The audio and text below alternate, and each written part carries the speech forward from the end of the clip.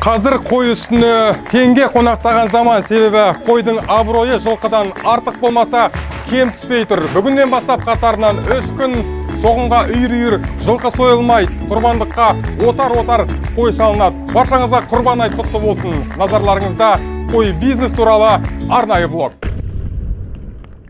Айттарың қабыл болсын. Қазағым, тек бастарың аман болсын, бір-біріңе садақа бір көңілдерің тосын. Дастарханда болмасын тек ешқандай арақ. Айттарың қабыл болсын, тек мүбәрак. Мұсылмандар, айттарың қабыл болсын.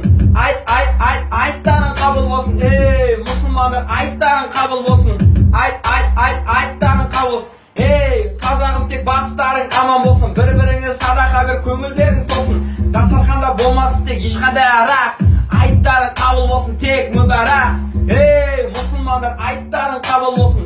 Айттарың қабыл болсын. Мұсылмандар, айттарың қабыл болсын. Айттарың қабыл болсын. Қабыл болсын. Айттарың. Мен нық сеніммен айталам, құрбан айттағы қойға деген сұраныс жаңа жылдағы шырша сатылымынан кем түспейді. Оның үстіне шыршаны суықта дірдектеп сатылау керек. Ал осы кезде қойды күндіз шаммен жер үйлердің арасынан іздейтін халықтар өте көп болатын, бірақ биыл емес, өйткені биыл бірінші жартыжылдықта қозы бум болды. Статистикаға сәйкес шопан ата төлінің саны қазақстандықтардан, яғни адам санынан әлдеқайда асып түскен. Бірақ дәл бүгін бұл статистика күрт өзгереді.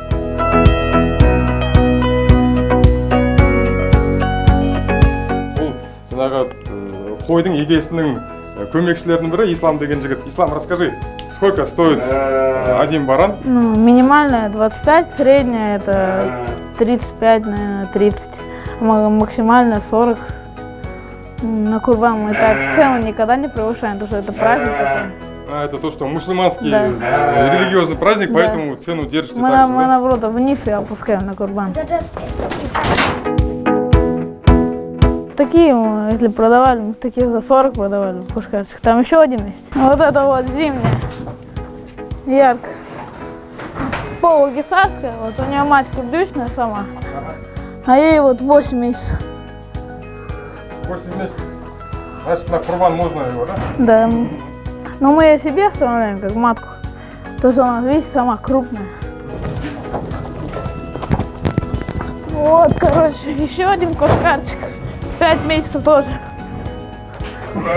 Бұл ғисар деген тұқым, қойдың тұқымы.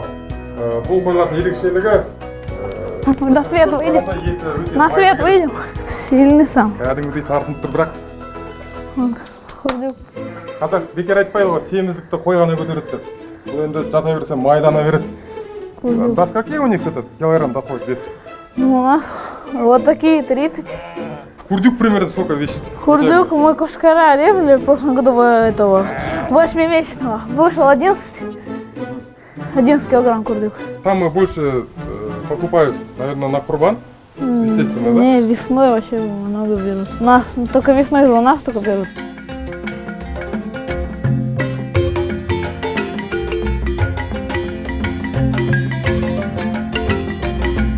Бұл қойлардың барлығы дерлік фейс-контрольдан өйткені құрбандықтың басты шарты бойынша олардың жасы бірден кем болмауы тиіс. Ақсақ-тоқсақтарға мұнда орын жоқ, тек арасында 6 айдан асқан, аздап салмақ жинап қойға ұқсаған қозылар кездеседі. Сонымен Павлодар Султанова көшесі 18, келіңіздер, сатып алыңыздар. После зимы все же бараны худые выходят. И из-за этого вот у нас жирные, из-за этого к нам приходят, берут, мы по дешевке все равно продаем то, что. В среднем в день сколько баранов скупается? Ну, по 5. По 5? 3-5. Вот это тоже гисарский, да? Он Полугисарский? Да. Майын қараңыздар. Ему всего 3 месяца. Вот. 3 месяца, ему еще рано на Курбан, да? Да.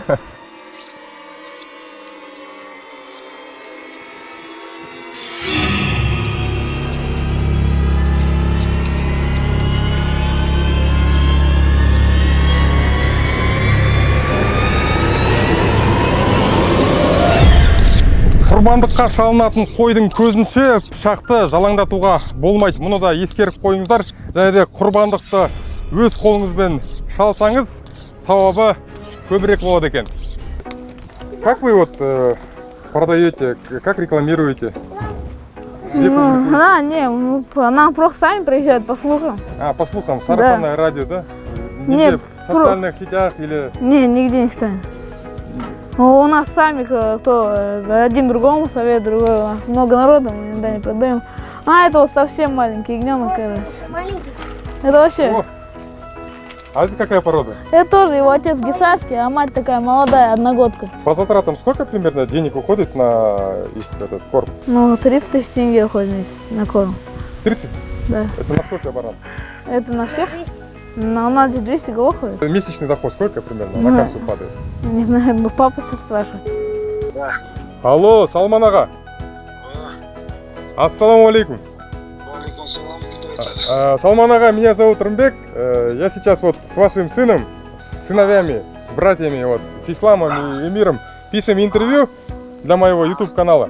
Вот вы мне расскажите, пожалуйста, вот они сказали, как их ухаживают за овцами. Вы мне ответьте, пожалуйста, на вопрос. В месяц примерно сколько на кассу вот денег собирается? Ислам говорит, в день примерно продается там 3-5 баранов. Это когда пик. Ау. Сколько продается? 3-5 баранов, ну, в среднем, в пик, когда вот пик продаж, 3-5 баранов. Соответственно, там в месяц 150, да, скажем так? Ну да, где-то так. Ага. Ну, приблизительно вот средняя вот выручка в месяц сколько? Ну, по-разному. По-разному, там все зависит. Средняя какая? Средняя, я не знаю, 120. 120?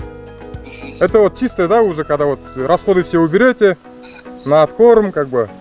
Нет, это побольше чуть. Ау, Поменьше. Поменьше чуть.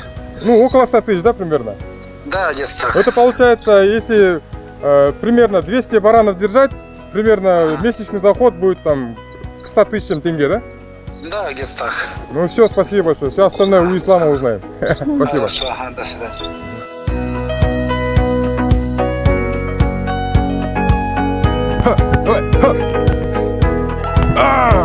Красавчик, молодец.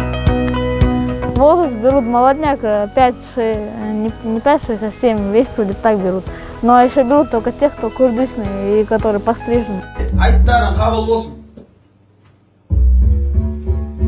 Қазағым тек бар. Сонымен қой аузынан шөп алмақ түгілі етінің сорпасын да ішпейтін вегандар үшін бүгін қаралы күн, ал біз үшін құрбан айт ұлық мереке. Сонымен влогымның қойдым нүктесін қазақтың қойы бітпесін. Мұсылмандар айттарың қабыл болсын. Айт